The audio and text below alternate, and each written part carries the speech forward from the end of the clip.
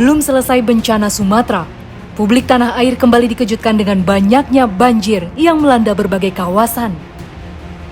Dari air bah yang meluap kembali di Kabupaten Agam, banjir di Kota Malang, rob yang mengintai di Jakarta, sampai longsor dan banjir di Kabupaten Bandung. Yang menyedihkan, banjir di Kabupaten Bandung bukanlah yang pertama, tapi pengulangan siklus yang nyaris selalu datang tiap saat. Apa yang terjadi di Indonesiaku?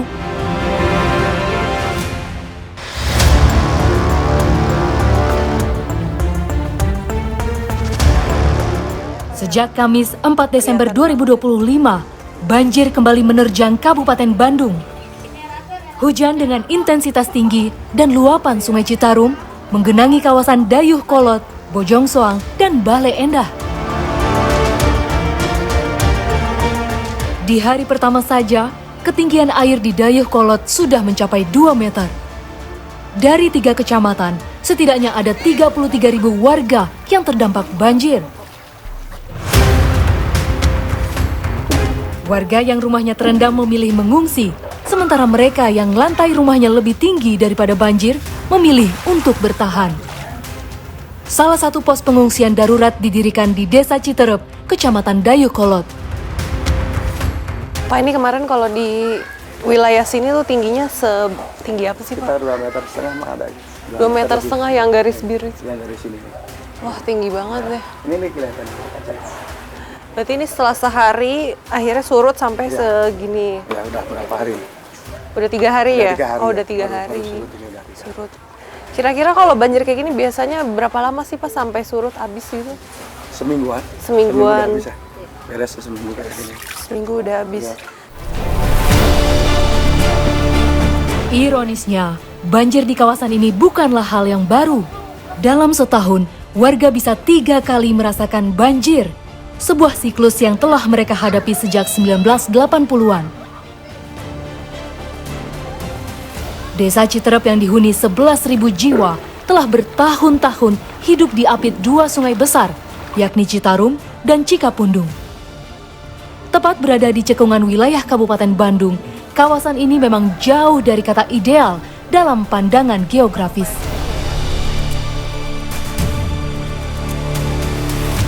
Ibu, permisi. Ibu, ini kok banjir masih sempet-sempetnya aja nyuci baju, Bu? Nyempet-nyempetin. Ini tadi bajunya kerendam banjir? Enggak, terbangan aja. Oh, terbangan aja. Ibu rumahnya di mana, Bu? Ini. Oh, ini. Berarti sekarang tinggalnya di atas? Di atas. Barang udah aman semua, Bu, berarti di rumah? Enggak, mesin cuci pada terbang semua. Anissa sendiri telah menetap selama 35 tahun di Desa Citerep setelah dirinya menikah. Dan selama itu pula, dia dan warga lain hidup dalam ketidakpastian ketika musim hujan datang. Banjir pun juga menjadi penyebab dari masalah lain yang timbul. Kalau Ibu kan ini kan tiap tahun banjir terus, Bu. Ya ada perhatiannya, kan ke sini suka jarang. Jarang ya, Bu. Dari kan ini banjir udah bertahun-tahun, pernah nggak, Bu, ada pemerintah ke sini Nggak ada. ngasih bantuan? Ya bantuan kalau ya rame-rame gitu. Kayak mie 3 biji, kayak gitu itu aja lah. Begitu hafalnya dengan kondisi banjir yang selalu datang, Anissa dengan sigap menaikkan perabot yang bisa dibawa ke lantai atas. Beberapa dibungkus plastik untuk kemudian digantung di atas langit-langit rumah. Yang mengejutkan, listrik di kawasan ini juga terus menyala dengan rata-rata colokan sudah diletakkan di tempat yang terbilang tinggi. Bu, ini berarti rumahnya udah diberes-beresin ya, Udah Bu, ya? dirapi tadi pagi. Pertama ngerjain rumah, semua diberesin. Terus barang-barang semua dirapihin biar nggak kelihatan berantakan gitu. Berarti perabotannya udah dinaikin semua? Udah dirapihin, udah dibersihin. Tinggal nunggu surut.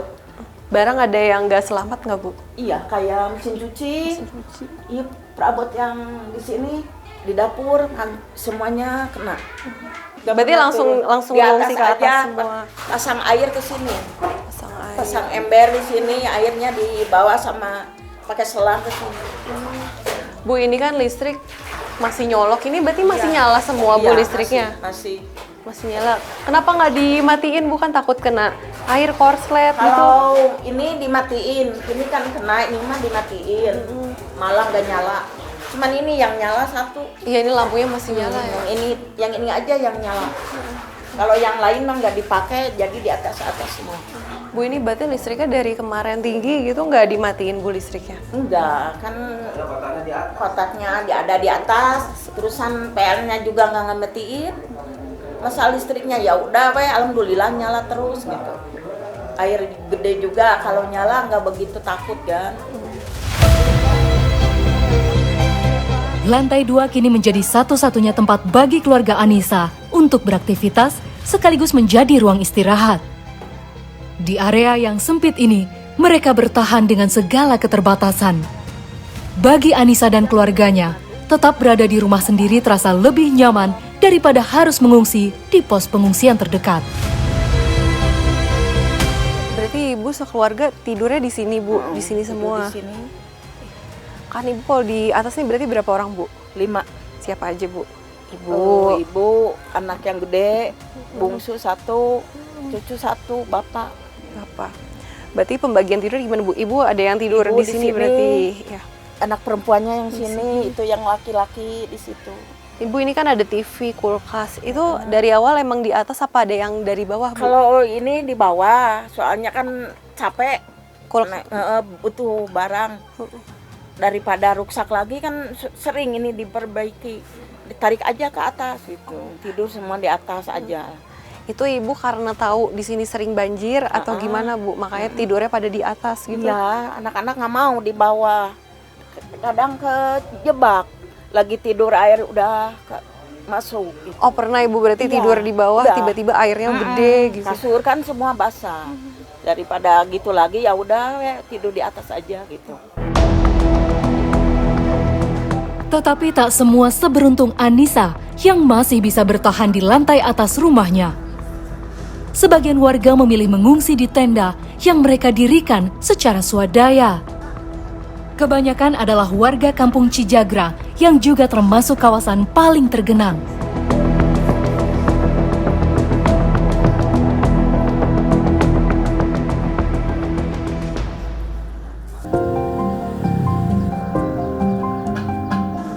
Menjadi daerah langganan banjir, masalah turunan yang rutin tentu tak bisa dianggap enteng. Pos pengungsian yang nyaris berdiri 3 kali dalam setahun menjadi bukti bahwa masalah banjir belum mendapat perhatian maksimal.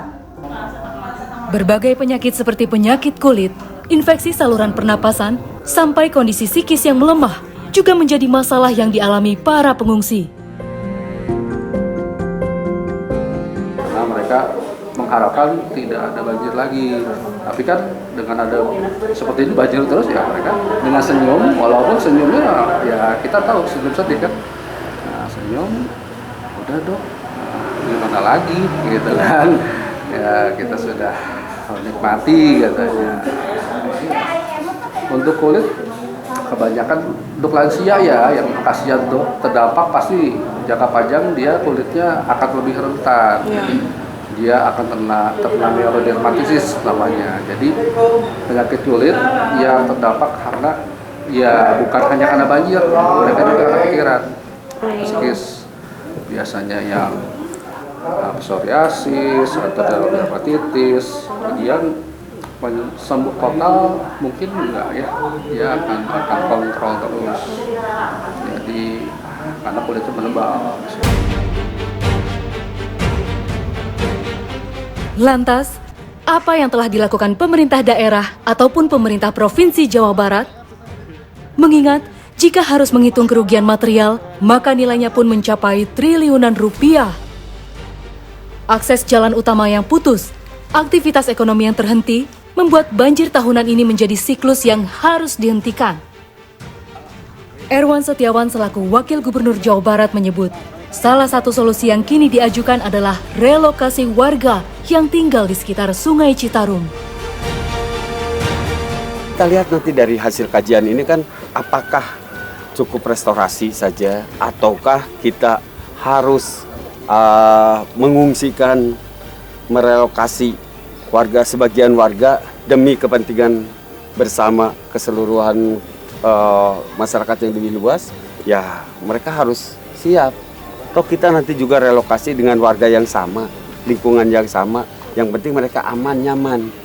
Ya, nanti kita berikan pemahaman bersama, jangan sampai mereka ya karena nggak mau pindah merugikan keseluruhan, termasuk mereka sendiri rugi. Ya kalau memang tepatnya kepala retensi ini di wilayah ini, tapi banyak penduduk ya, para penduduk ini harus mengerti dan mereka pun ya diberikan penggantian yang layak, ya rumahnya yang layak, lingkungan yang layak. Sementara, melansir kanal pribadi Gubernur Jawa Barat, Deddy Mulyadi menyebut, pentingnya upaya menghentikan alih fungsi lahan, restorasi hutan, penertiban permukiman, serta pembersihan sampah di aliran sungai. Ia juga meminta Bupati dan Wali Kota menunda pemberian izin pembangunan, terutama di kawasan rawa, tebing, dan aliran sungai daerah rawan banjir. Ya udah Pak, normalisasi sungainya, mereka direlokasi aja udah Pak. Ya. Tinggal kentengnya unggul Pak. Ya, terus yang atasnya udah diputusin aja, suruh berubah. Saya nggak, ini Pak. Tanamannya ganti lagi udah nggak bisa. Ya. Patut ditunggu, apakah semua itu bisa direalisasikan?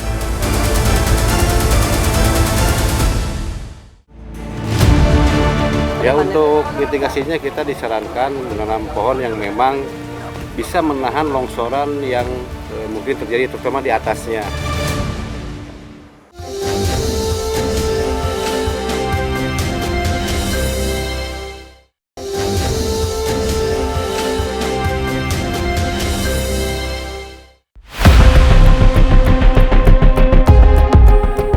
Lantas, apa sebenarnya penyebab banjir tahunan yang selalu datang?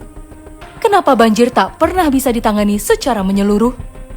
Bersama Indra Badri, Ketua Ikatan Ahli Geologi Indonesia, kami mencoba untuk menelusuri hulu dan hilir Sungai Citarum. Titik awal kami adalah Situ Cisanti yang berada di Dusun Tarumajaya, Kecamatan Kertasari, Kabupaten Bandung. Disinilah 7 mata air utama Sungai Citarum terkumpul sebelum dialirkan membelah Tatar Sunda sampai ke Muara Gembong, Bekasi.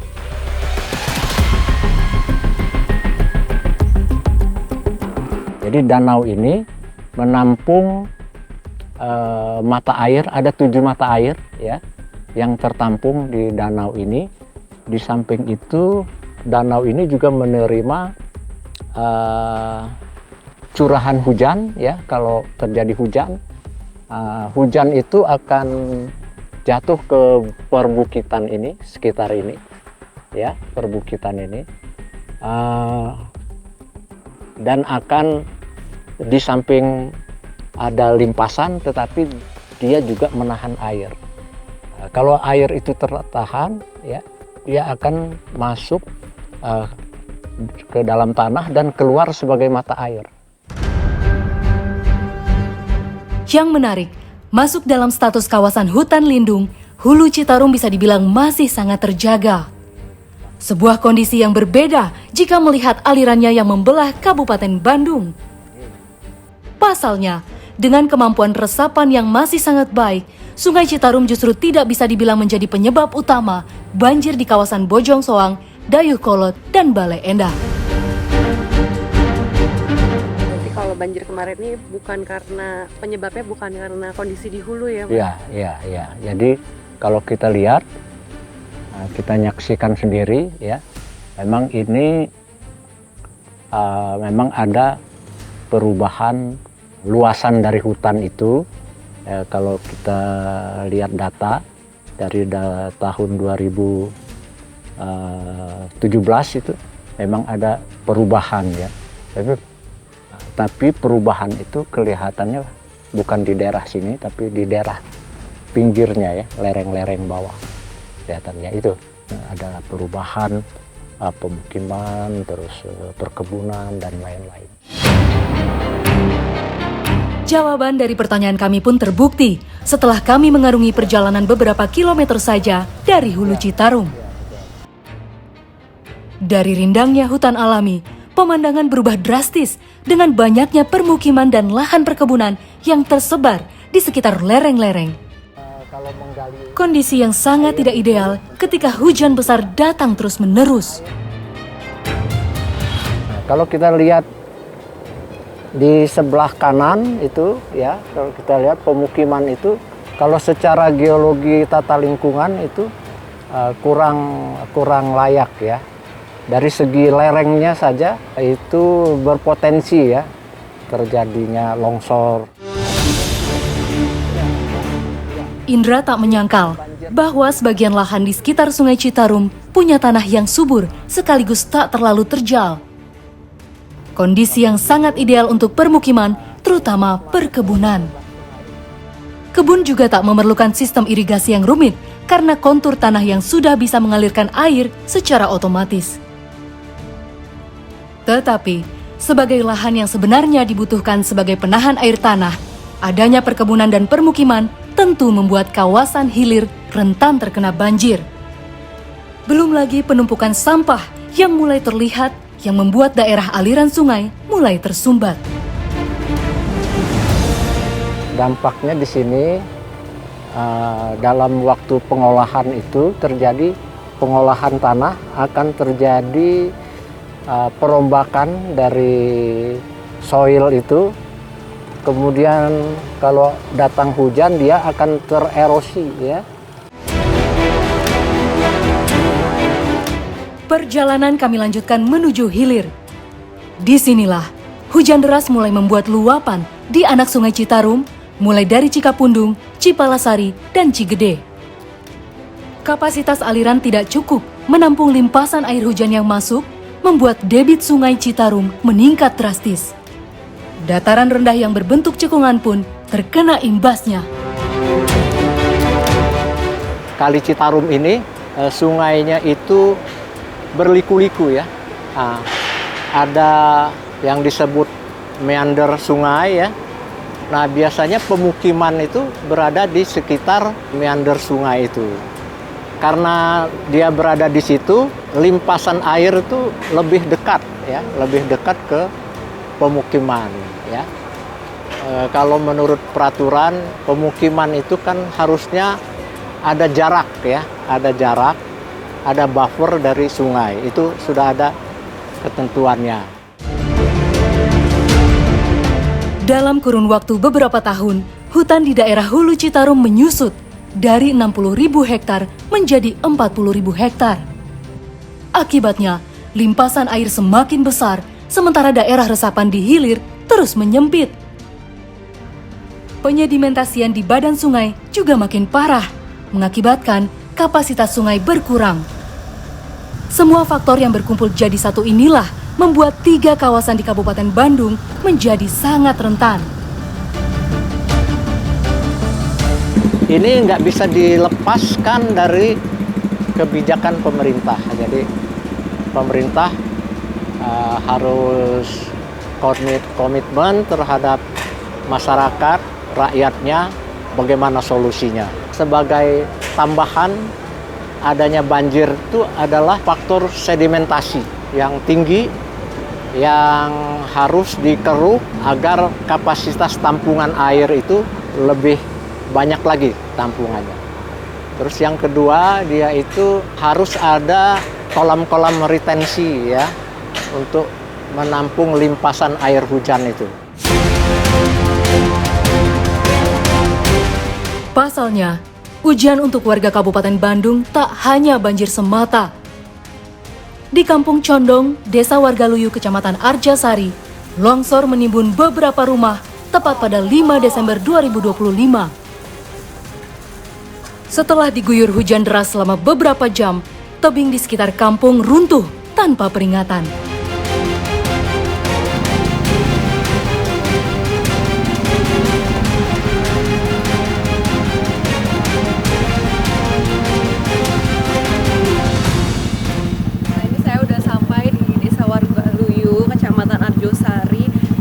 Lokasi di mana longsor meniban sampai 4 orang, dan sekarang saya akan mengecek seperti apa kondisinya di sana. Katanya sih ini masih menggunakan manual ya untuk menguburnya, masih pakai cangkul karena alat berat itu belum bisa masuk karena kondisi tanahnya masih labil.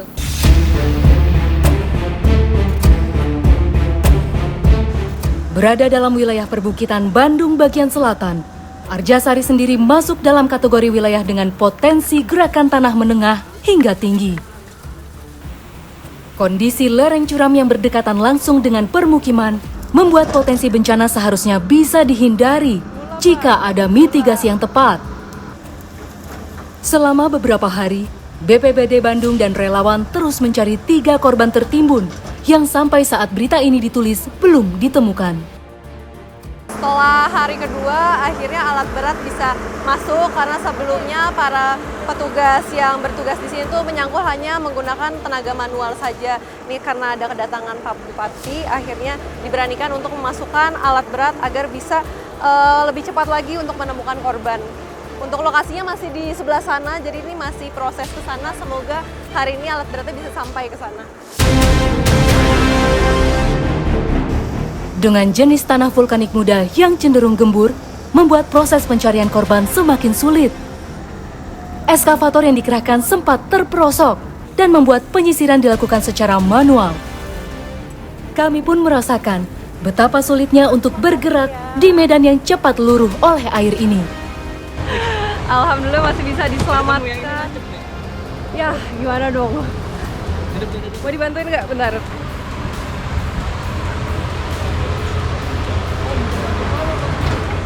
Ngambil sepatu malah nancep. Bismillahirrahmanirrahim.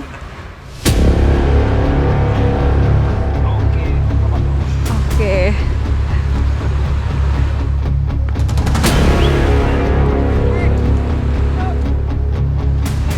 Perjuangan kalau liputan di wilayah longsor kan biasanya tanahnya basah, jadi ya seperti inilah sepatu ya. Kalau bisa diikhlaskan, kalau bisa diambil, diambil. Tadi jalan satu. Ketemu. Nah, udah. Banget lah. Akhirnya Hampir kehilangan sepatu.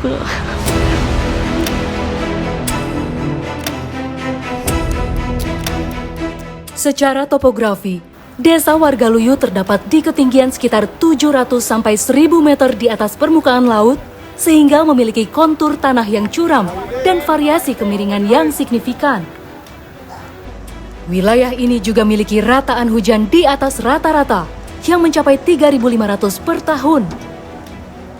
Curah hujan ekstrim sekaligus kondisi drainase alami yang kurang baik membuat air hujan seringkali terkumpul di badan lereng bukit. Belum lagi beberapa kajian yang menyebut banyaknya kawasan hutan primer yang hilang akibat alih fungsi lahan, mulai berganti menjadi permukiman ataupun lahan pertanian, terutama kebun palawija. Ya, untuk mitigasinya kita disarankan menanam pohon yang memang bisa menahan longsoran yang mungkin terjadi terutama di atasnya. Nah, itu diperkirakan ada 4 hektar yang harus ditanami dengan tanaman pohon keras, tapi disarankan juga untuk tetap menanam pohon yang memang menahan permukaannya seperti vetiver dan yang lainnya. Jadi selain untuk menahan tanah, kita juga di atasnya diupayakan juga menanam pohon akar serabut seperti vetiver dan yang lainnya. Bagian lereng di Kecamatan Arjasari, terutama di sekitar Gunung Sinapel, tersusun dari batuan vulkanik seperti andesit dan breksi. Meski awalnya keras, tetapi setelah lama terkena air dan cuaca, batu bisa melapuk menjadi tanah yang lebih gembur. Sebuah kondisi yang membuatnya lebih cepat kehilangan kekuatan ketika hujan deras turun. Kita melakukan mapping di area longsoran, dan seberapa lagi akan terjadi longsoran itu kita mapping dulu, dan kita koordinasi dengan tim rescue. Apabila akan potensi longsor terjadi, kita langsung menarik mundur pasukan yang ada di lapangan. Mitigasi ada beberapa retakan dulu di atas. Jadi selain yang sudah terjadi, itu ada potensi-potensi di mahkota longsor itu masih ada.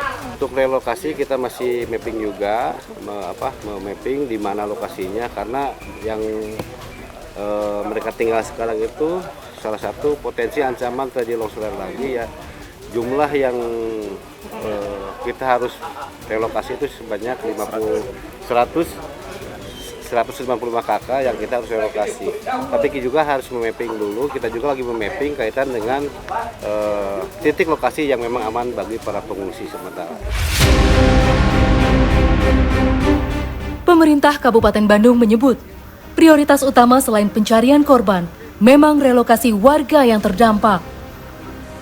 Kondisi tanah yang tak layak huni mau tak mau mengharuskan warga pindah, sebab resiko tambahan longsor menjadi meningkat. Tetapi, Dadang Supriyatna menyebut, relokasi warga terhambat minimnya dana APBD. Apalagi, 2 bencana datang bersamaan menimpa Kabupaten Bandung. Untuk relokasi saat ini 1.600 kita sudah relokasi, sudah dievakuasi pengungsian ke tempat-tempat pengungsian. Dari jumlah total 36.000 yang kena dampak, dan tentu ke depan memang ada beberapa warga yang ingin adanya relokasi. Nah tentu kami, karena keterbatasan anggaran APBD, tentunya kami akan menyampaikan kepada Pak Presiden, melalui Pak Gubernur, melalui Mendagri, bahwa Kabupaten Bandung membutuhkan bantuan untuk penyempurnaan dan perbaikan infrastruktur, dan juga untuk perbaikan sungai.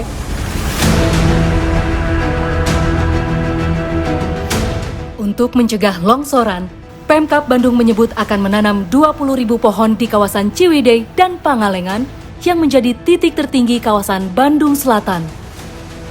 Sebuah langkah yang mungkin seharusnya bisa dilakukan lebih awal. Apalagi, sepertinya ada prosedur yang terbilang carut-marut, terutama dalam mitigasi bencana dan pemeliharaan wilayah. Saya mohon bantuan dan kerjasamanya kepada masyarakat, yang tentunya jangan membuang sampah sembarangan. Yang kedua, jangan memotong atau menebang pohon sembarangan juga. Dan tentunya Kementerian Kehutanan juga harus pantau, dan juga harus ada sanksi yang tentunya sesuai dengan peraturan perundang-undangan. Dan kami juga berharap, karena izin ini bukan kewenangan kami mutlak, dari pemerintah daerah juga ada semacam filter, ya, ada semacam filter yang harus diantisipasi. Daerah kasih kewenangan langsung menolak ataupun melarang. Jangan sampai saat ini pemerintah daerah nyaris tidak punya kewenangan sedikit. Sehingga setelah kejadian ini kan menjadi beban semua. Dan tentunya pemeliharaan dan juga perbaikan lebih mahal, ya, dibandingkan dengan saat ini kita melakukan normalisasi. Setelah kejadian, apalagi pasca kejadian, ini membutuhkan anggaran yang sangat luar biasa. Tapi antisipasi adalah lebih penting, bisa mengumpulkan dan bisa mengefisienkan masalah anggaran. Ya udah, data aja relokasi aja Pak. Tahun depan saya nggak mau lagi denger yang begini.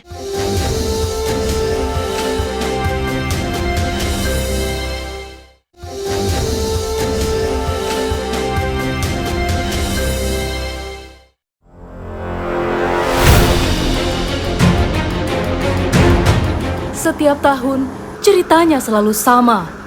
Banjir datang, longsor terjadi, dan warga kembali kehilangan harta serta rasa aman.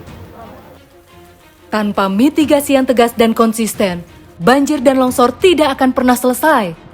Dan warga akan terus menjadi korban dari kesalahan yang bukan milik mereka. Di Kabupaten Bandung, bencana bukan lagi peristiwa langka, melainkan rutinitas yang dihafal warga tiap musim hujan.